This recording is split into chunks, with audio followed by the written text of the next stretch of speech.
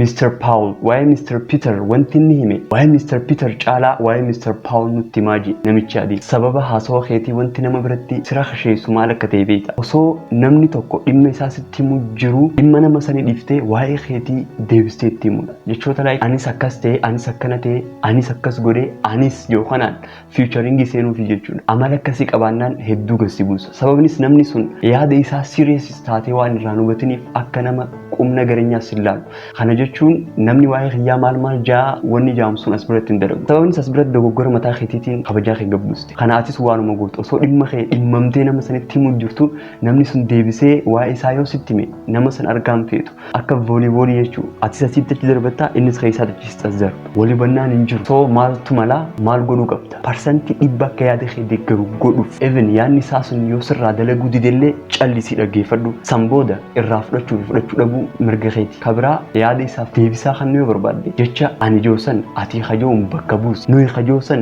isin hajoon bakka buus parsantii dhibba yeroon fudhatu yeroo keettiimte immoo dhibba sirraa fudhatu illee baatu yoo xiqqaate akka sirraa dhaggeeffatu goota yeroo kamittuu haasawaa keessa mala kana fayyadame yeroo hunda mala lama hajalqabaa callistee irraa dhaggeeffatu halammadaa deebisaa yeroo kannituuf jecha ani joosan ati hajoon bakka buus shakkii malee daqiiqaa san keessa namni sun ulfina addaas si qaba daqiiqaa san keessatti dabaree yeroo yaada keettiimtu akka sirraa qeebalu akka sirraa dhaggeeffatu goota